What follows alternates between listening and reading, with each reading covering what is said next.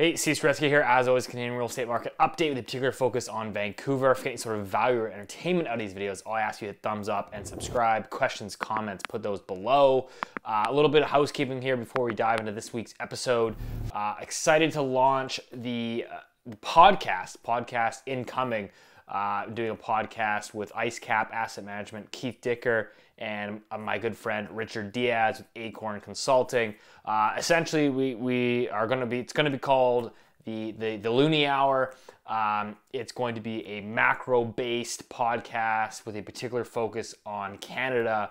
So basically, taking a Canadian version or Canadian tilt on sort of the what's happening in the macro economy, the markets, financial markets, etc. So I mean, those guys have a ton of knowledge, wealth of information. So I think the three of us coming on will be released on a weekly basis. We're aiming for next Friday, should be the inaugural episode. So stay tuned for that. The plan is to basically have an audio version, which will live on Spotify, Apple, iTunes, etc., and then strip it for the video version that will be posted here on YouTube as well. So I think that should really tie into the entire community and network that we're building here. But I want to touch on this week. Focused on what am I looking for in markets? What am I paying attention to? I think that the big story here is just seeing what's happening in the energy space.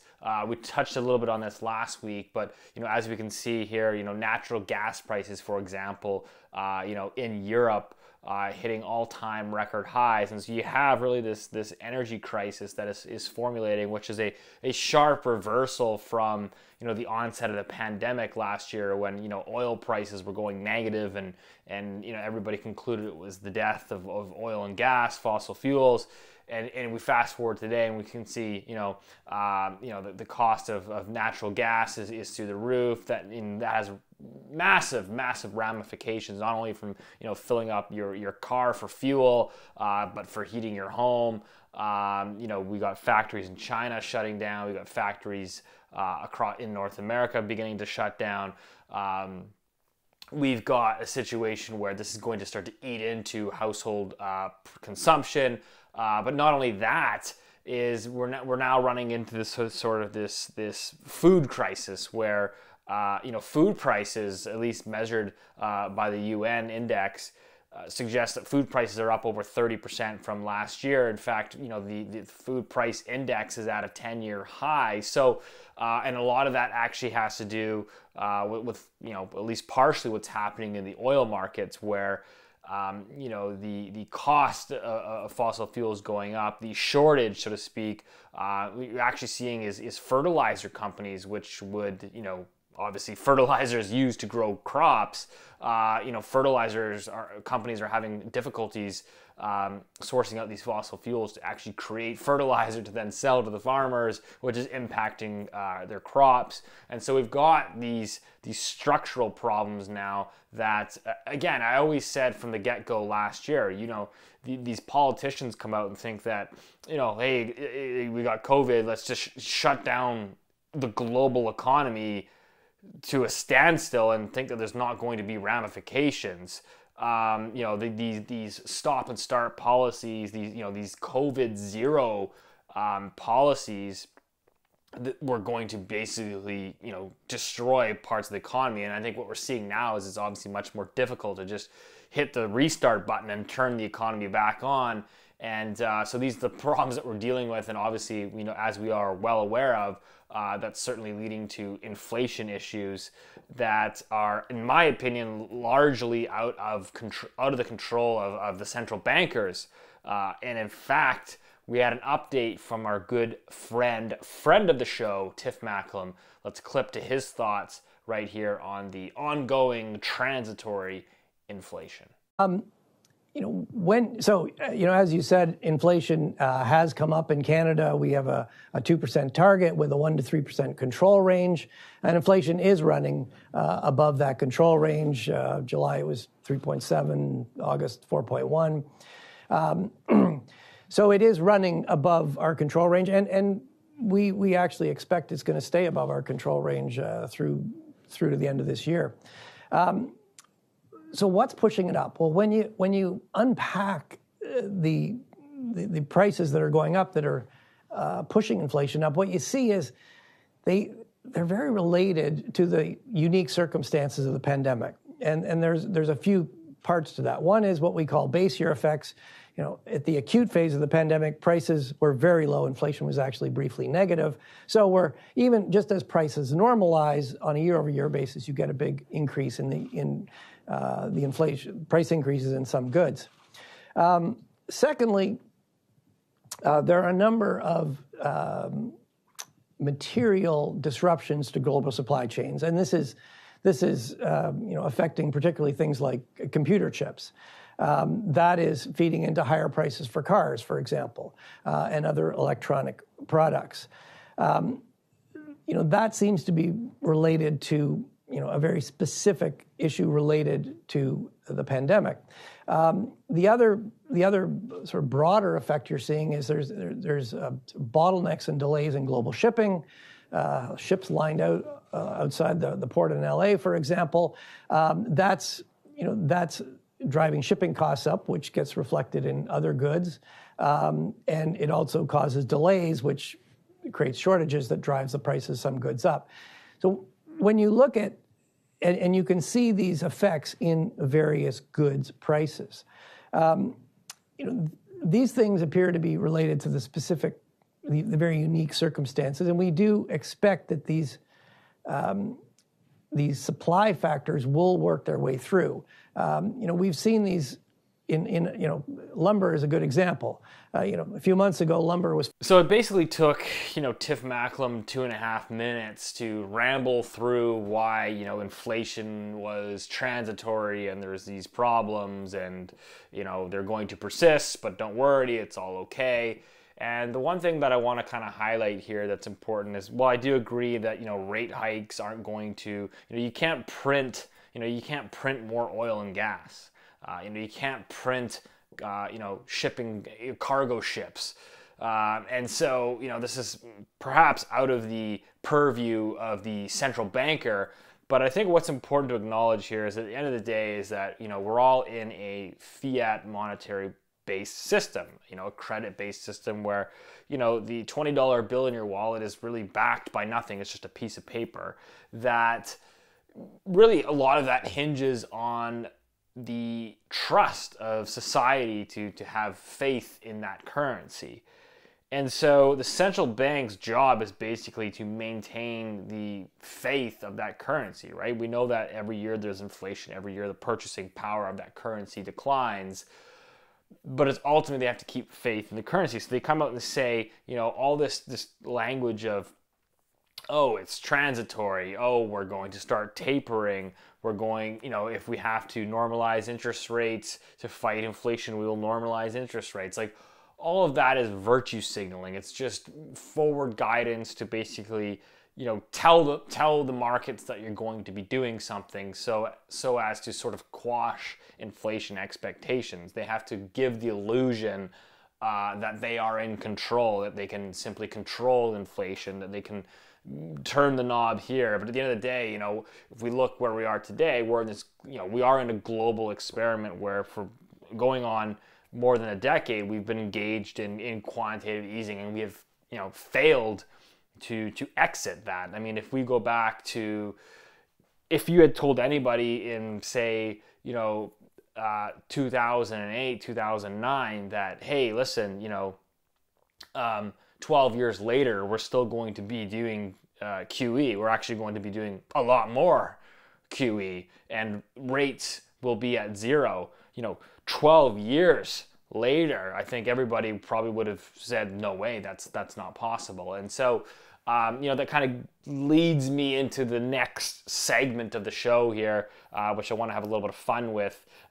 Because it kind of takes it whole back into the Canadian housing conversation of, hey, look, there's this leveraged asset that, just continues to go up and to the right, and it's this, debt bubble that is, forming.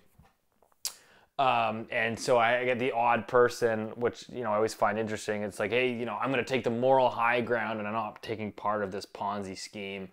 And, I'm Mr. No Debt. because when this thing eventually blows up, I'm going to be safe and sound. And I understand where they're coming from, but I always find it interesting because it's like, listen, you've got global debt to GDP sitting at 365%, the highest it's ever been. If rates were to significantly increase and blow up this global debt bubble that we've, created, it's like everybody's going down together. We're all on the same ship here. We're all on the same boat. So it's like you can kind of just play along into the debt Ponzi, or you try to take the moral high ground. But at the end of the day, it's the leveraged idiots that are going to take everybody down with them. So, keep that in mind, because I was kind of running this sort of, fun thought experiment. Recently bought a new primary residence for myself, and now looking at, okay, do you go fixed rate, variable? And so I put this fun experiment out on Twitter, and I'm actually curious to hear everyone's thoughts in the comments below. If you were buying a primary residence today, would you personally go, say, 5-year fixed at 2%, or do you go variable at 1.25, 1.3% and try to earn that spread? Now, my personal view on that is with global debt to GDP at 365%, Canada's non-financial corporate debt over 400% of GDP. So Canada is again one of the most levered countries in the G20. I think we're at number 2 position. So the amount of debt leaves very little ability to actually raise interest rates. Now, so I'm kind of thinking, okay, well, realistically, if you're at a variable interest rate mortgage, how many rate hikes, despite inflation, can the Bank of Canada actually get in? Now, if you get in a certain amount of rate hikes, will that basically trigger a downturn because the debt servicing ability of the economy is just not there? And so my view of the Bank of Canada personally is right now rates are at 0.25%, the lowest they've ever been.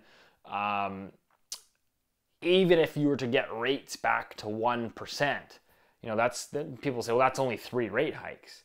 But you have to remember that's actually a tripling of the interest rate from 0.25 to 1, and that rates would triple.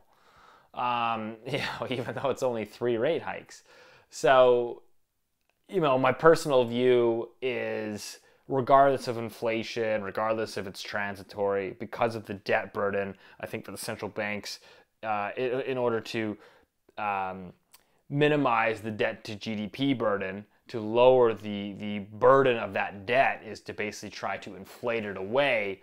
My view is that regardless of inflation, and regardless if it shows up in the official CPI, that I have a hard time thinking or imagining the overnight rate from the Bank of Canada can go from 0.25 and surpass.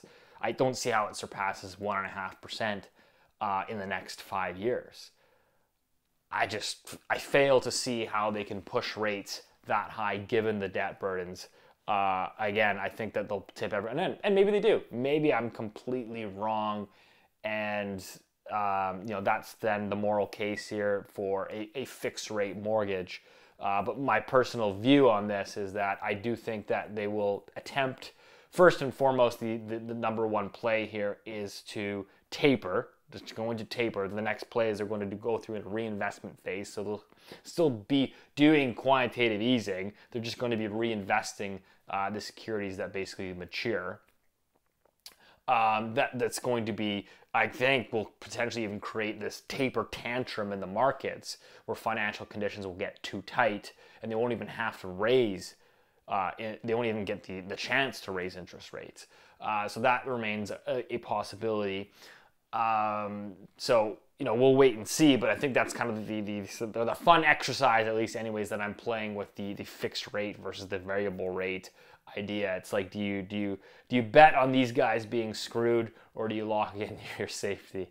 But again, curious to hear your thoughts. I know because this is like one of the most popular questions that I get. I get, emails, DMs at least once a week. Hey, I'm buying a place. Do I go fixed rate, variable rate? And I always say it definitely depends on your circumstances and how much cash you have sitting around to potentially absorb it. But the reality is even if the BOC gets in 4 rate hikes, which would bring the rate to 1.25%, that still only takes your variable rate mortgage to about 2.25%. So you're still borrowing at incredibly cheap rates with the flexibility as well. So anyways, that's actually been a clear trend. We've seen a huge uptake. I believe, I don't have the exact statistic in front of me, but the proportion of new mortgage originations that are actually going variable interest rate versus fixed rate, I think is the highest I believe we've seen in a decade. I could be wrong on those figures. I read it recently. I had a report that I was reading, but clearly that's where Canadians are leaning towards. But anyways, as always, hope that helped. I will give you the details on the podcast once it releases. The aim is for next Friday, the Looney Hour with myself, Keith Dicker, Richard Diaz. It's going to be fun. It's going to be conversational. Just 3 Canadian boys chatting about financial markets and the macro economy. So, see you next week.